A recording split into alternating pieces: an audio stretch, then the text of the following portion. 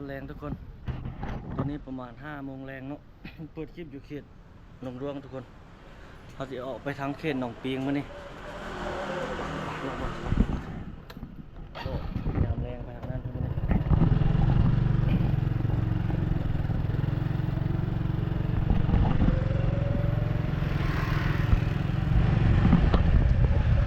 ยามแรงวันนี้เขตตลาดหนองดวง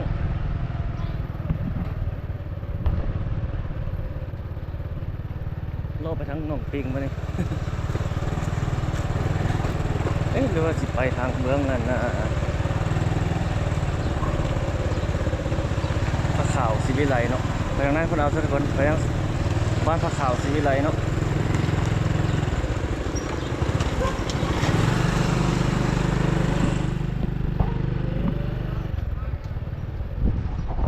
เฮ็ดเป็น2 คลิปเอาเฮ็ดเป็น2 คลิปเอาบางเทื่อเบิ่งตัวจริงหรือว่าสิเบิ่งยาวๆเรียวทางบ่เฮ็ดเป็น2 คลิปเอาดีก่อนเนาะ อันนี้จะเป็นเขตเมืองสีโคตรเสื่อมใส่เขตเมืองจันทบุรีแต่ศรีวิไลนี่ขึ้นกับไซต์เศรษฐาว่าบ่แน่หรือขึ้นกับไซธานีว่าบ่แน่ใจเ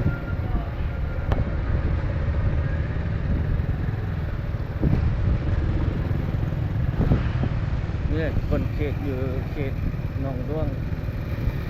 แรงของมื้อนี้วันที่5เนาะเดือน6 2026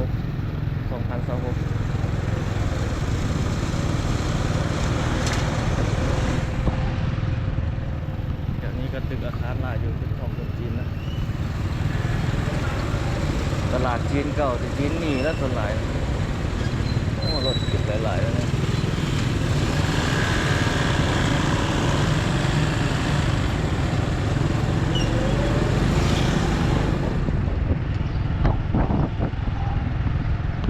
ลัดไปทางเขตโฮมกาญจนศิลป์เนาะ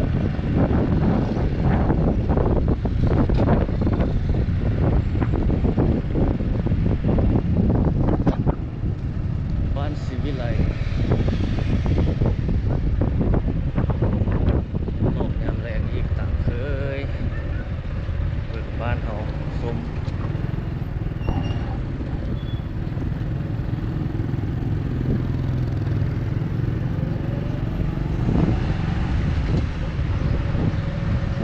ฝนนี่มันคือที่ตกนี่เลยฝนนี่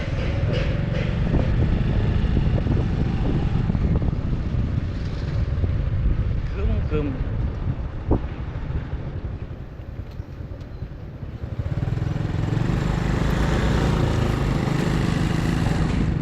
ขัวหลวงเกินเลย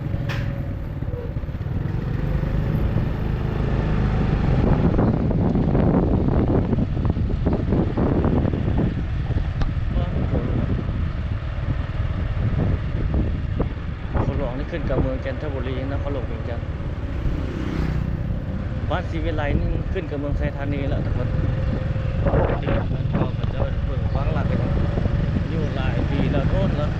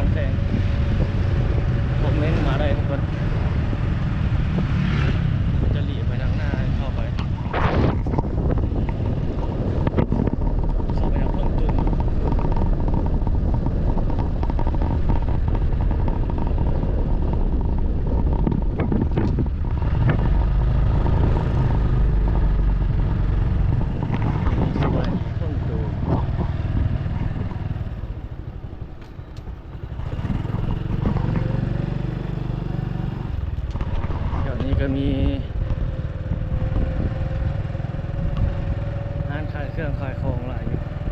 ถ้าบ่หลายได้ว่าเอาไปแล้วก็มีอยู่แต่ว่ามันนะบ้านทุ่งตูม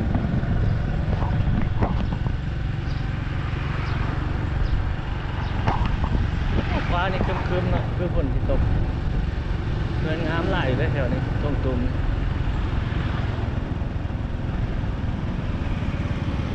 ยังเป็นลาวดาวลาวเดิม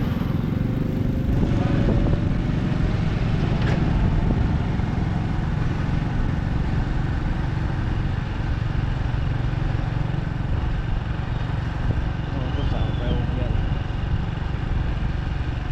มีเงินหลังหนึงอยู่นี่แล้วหลายแล้วเนี่ยก็เห็นใหม่โอ้ได้ประมาณนี้แหละเนาะใหญ่เลยทุ่งตูมห้องสามอันนี้ห้านดังว่ะปิ้งเป็ดทุ่งตูมเจ้าเก่าชิ้นหลายได้ตัวนี้เอามาเที่ยวเห็นเต็ม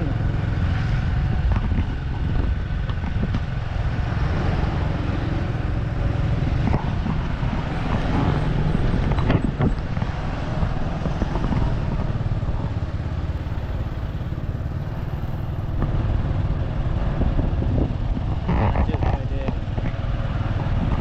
กันยักษ์โอ้นี่เจ้าเห็นใหม่เลยมากเห็นใหม่เลยโอ้โดนตื่นเลยนะตื่นไปไอ้ชื่อแล้ว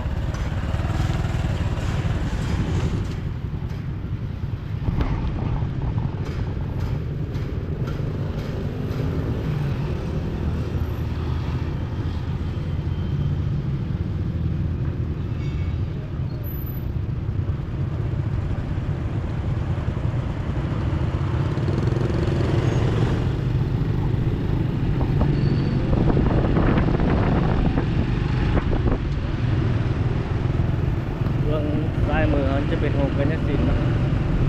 เขตโฮมกันยักษ์สินแห่งชาติเขตนี้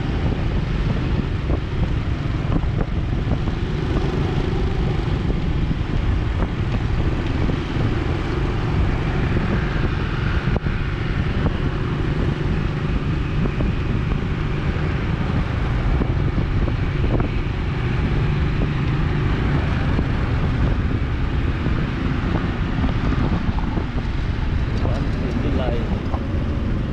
บ่ได้ไปโดนละเขตนะศรีวิไลภาคขาว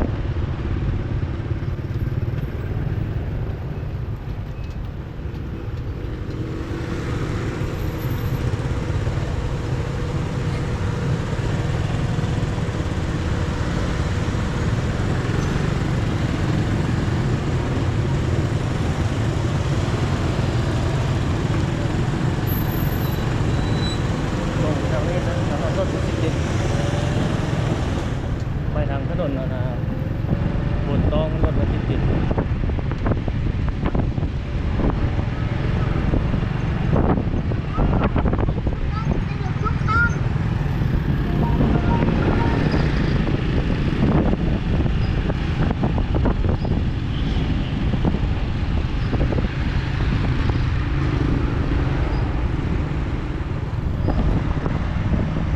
เห็นนี่บ้านสว่างเมืองจันทบุรีเนาะขนมเวียงจันทน์คนนี้มีสังกะสีออนี่เพิ่นยังบ่เฮ็ดเนาะต้องสร้างนางได้ไปทางเบื้องนั้นตรงซ้ายมือสังกะสีออมีไงแล้วเริ่มจะมีโครงการขึ้นแล้ว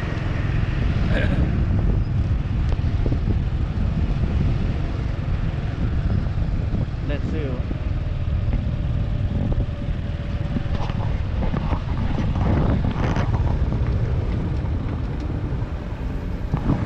ไฟแดงนี่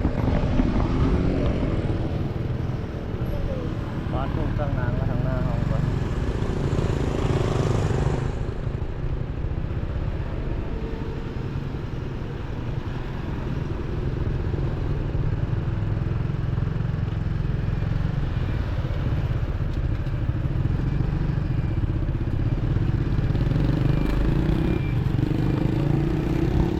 เมืองจันทบุรีบ้านทุ่งสร้างนาง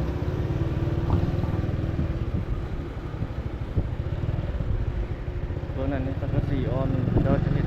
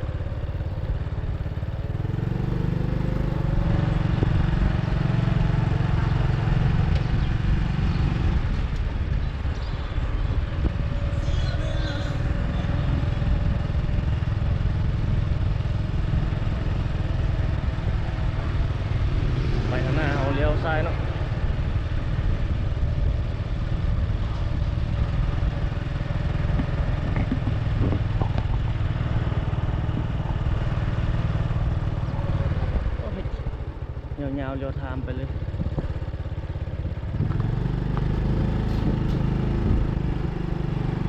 บ้านทุ่งสร้างนางจันทบุรีนะเขาลงเรียนกันโอ้ฟ้านี่คือฝนที่ตก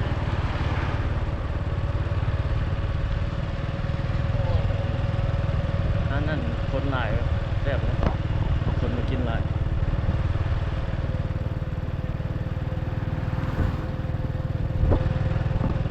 มาวันนี้สดวันนี้คือแบบมาเมื่อกี้เนาะ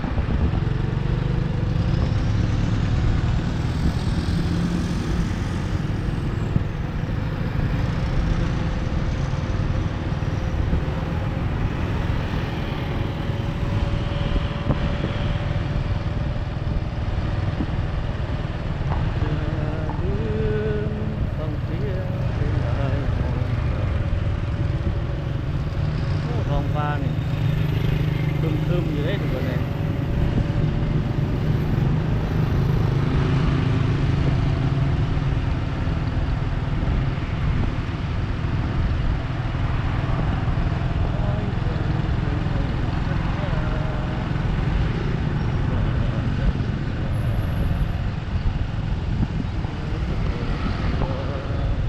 ห้องไก่แก้วทางนาวนี่วัดห้องไก่แก้วเขตนี้ห้องไก่แก้วแล้วเขตนี้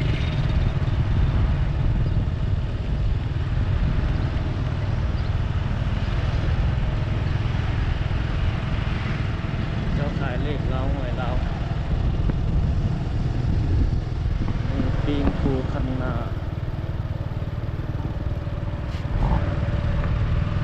ข้างหน้านี่ไฟแดง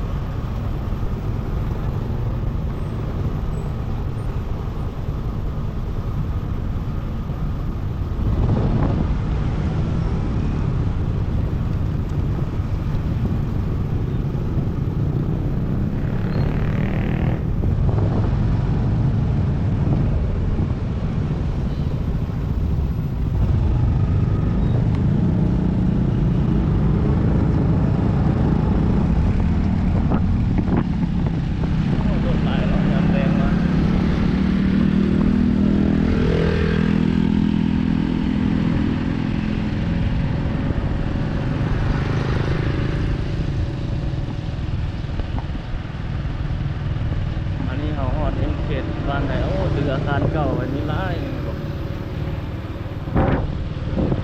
ลาบมีแกงแล้วขายเดี๋ยวนี้บ้านโอ้บ้านห้องไก่แก้ว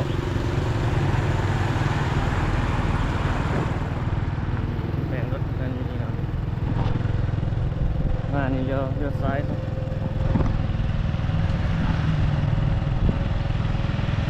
ไปทางหน้ายำจีเงินงามลาย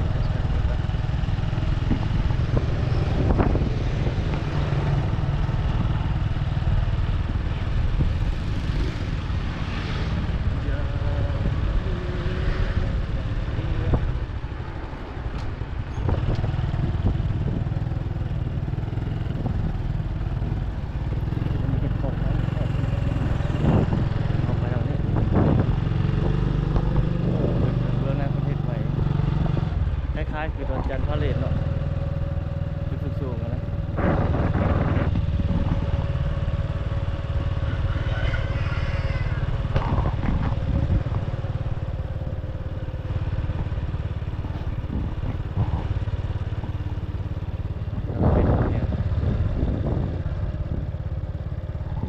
จะเป็นหนองน้ำคลองน้ำบนนี้คือเจ้าที่เป็ด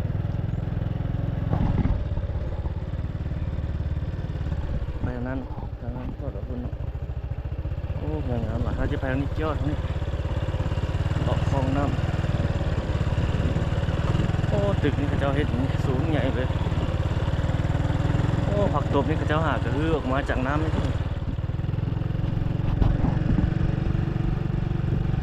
นี่วัยรุ่นเขาเจ้ามา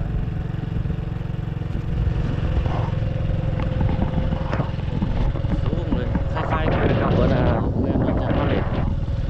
เห็นอยู่แล้วนี่เขาเจ้าโห้ยผักตบเนี่ยได้ประมาณนี้เลย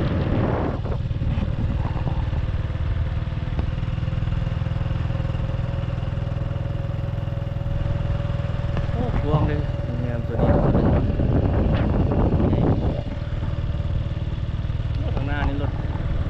เจ้ามันจอดนี่แหละมีห้านมีอย่างข้างหน้าครับรถจอดหลายเลย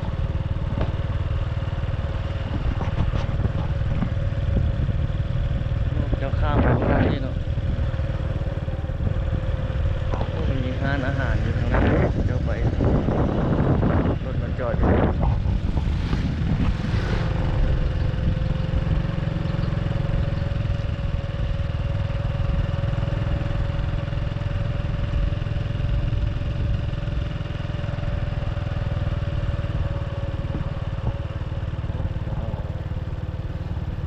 เลี้ยวซ้ายเลี้ยวขวาเนาะโอ้หมาน้อยตัวนี้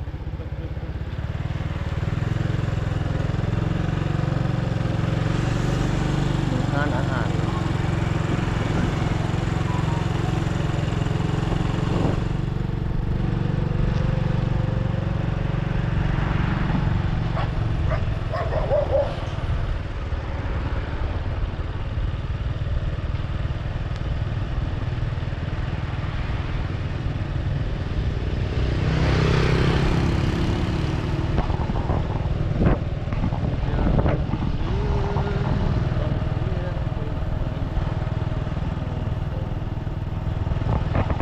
องค์หมอ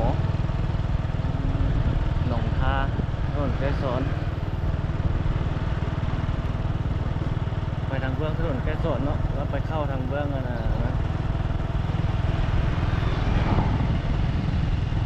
ไปทางนั้นรถติดเดี๋ยวหมดเลยเสียงรถติดกันแรงเลยเป็นรถหลายเลยโอ้ไปทางนี้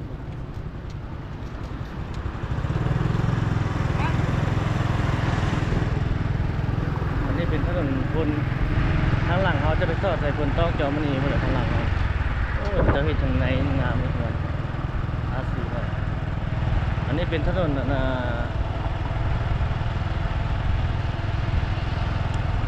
คนคิงคนต้องจอมณีเนาะนั่นเป็นทางเข้าไปไหน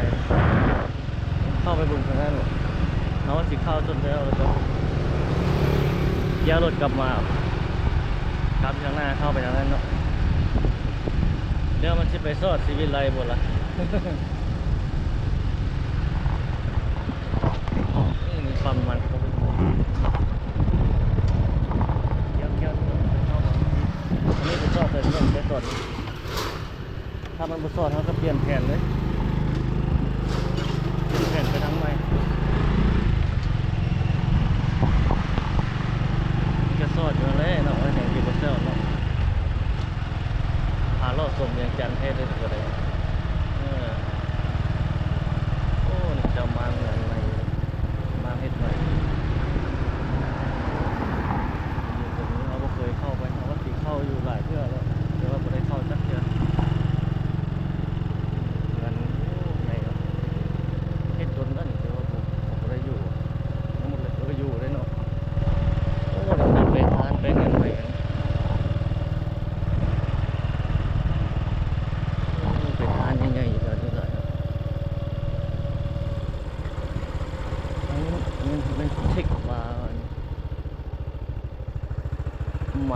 มีหน้า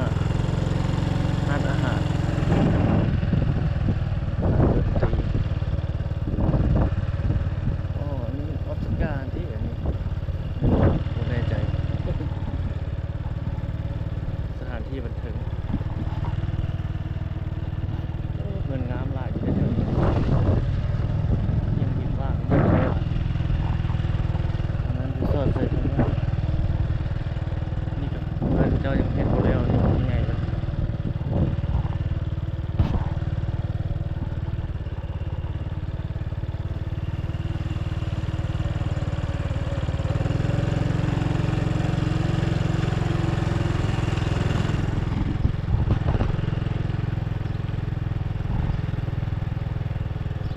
เขตนี้จะขึ้นกับบ้านใดเนาะโอ้เงินอยู่แถวนี้มีแต่หลังใหญ่ๆเนาะ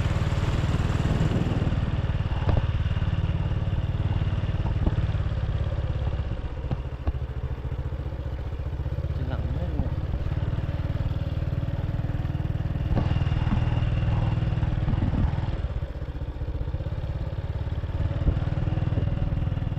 ความเขาบ่เคยเข้ามาจักทีเข้ามาครั้งแรก โอ้พระเจ้าพี่น้องพระเจ้ากำลังปักดิน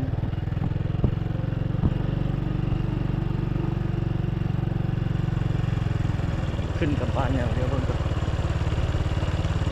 บ้านโพนสว่างเมืองจันทบุรีนครหลวงเวียงจันทร์หลายซ่อมพร้อมหลายซอยเด้อพ่อเงินไม้ครึ่งไม้ครึ่งเงินเนาะครับครึ่งไม้ครึ่งวินลาบ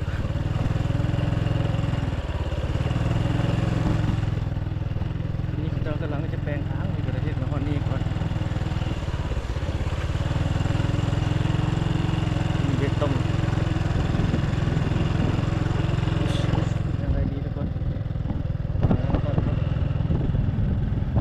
อันนี้เนาะโอ้พอมีเขาบ่เคยเข้ามาวิวโอเคอยู่นะข้างหน้าเนี้ยเห็นแล้วนะโรงแรมราชวงศ์นะโอ้นี่ตั้งไว้เงินเขาที่บ่เนี่ย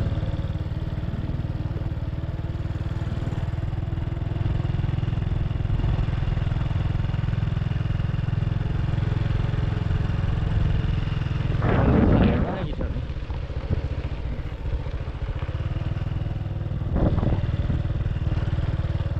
สนุกเกอร์โอ้มีร้านสนุกเกอร์อยู่ข้างหลังโอ้มันใหญ่หลายแถวนี้ด้านหลังงามนี่ห้องแถวโอ้จะหลังใหญ่ๆมันไม่เห็นหลังว่าโดนแล้วเจ้ามันอนุรักษ์ไว้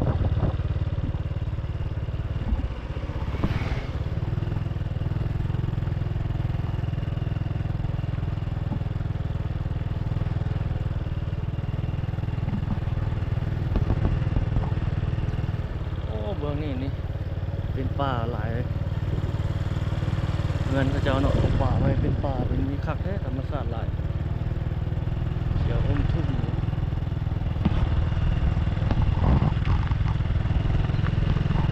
เขียวอมทุ่มเดี๋ยวเบิ่งข้างหน้าฮอดเขตบ้านอย่างละตันหมด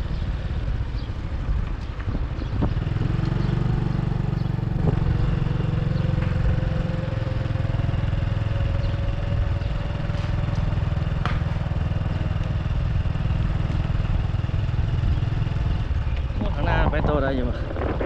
บ้านเนี่ยเขาเจ้านี้เดิมๆเลยบ้านเดิมๆเห็นหลายโอ้เบิ่งฟ้าฝนนะทุกคนเนาะครึมๆมาบ่ว่ามันสีนั้นเลยบ่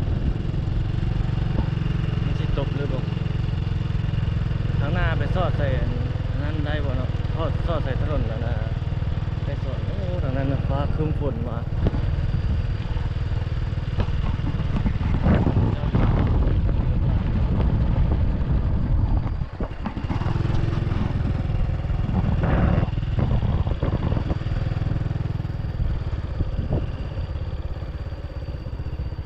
โ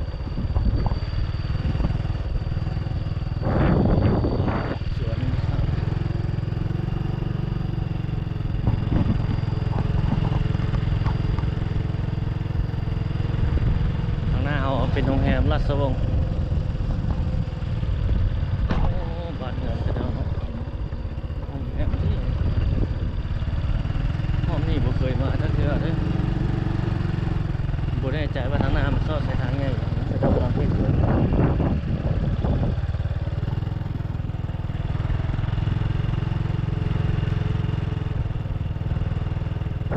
เบิ่งมาขึ้นกับบ้านหยังแล้วเนาะบ่ได้เบิ่งไปโอ้เข้าไปในเป็นป่าเขาดินกว้างเนาะอยู่นี่เนาะนี่ห้อมทางหลังเอาเมื่อกี้คือเป็นซอดทางไงนี่แหละ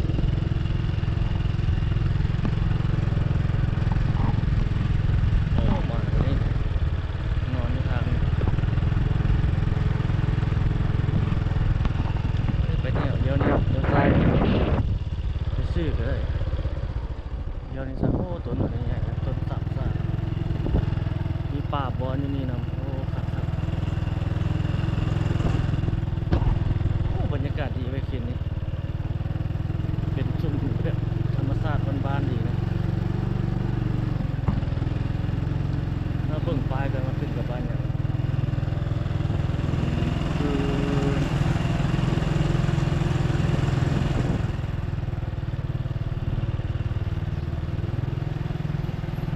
อันไม้ตรงเราวเดิม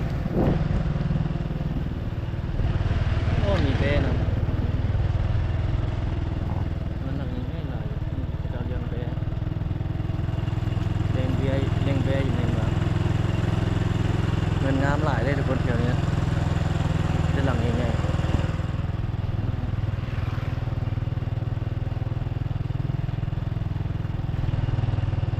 โอ้เหมือนเดิม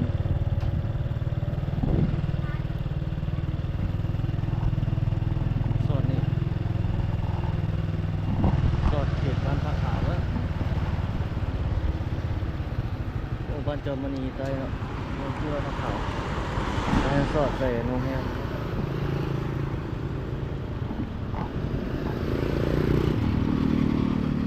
ราชวงศ์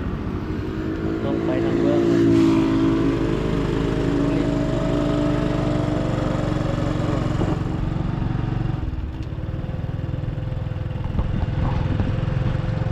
ส่วนต้องจอมมณี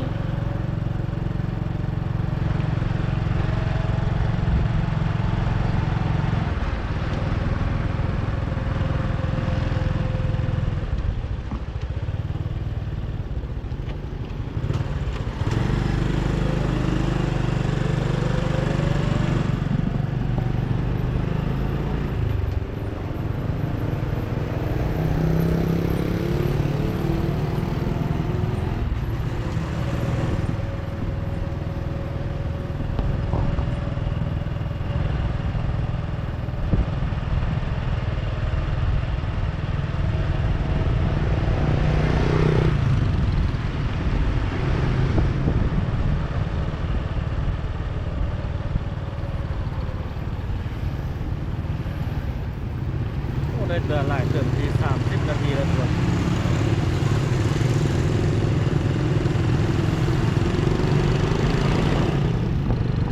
เดี๋ยวคลิปนี้ประมาณนี้ก่อนนะทุกคน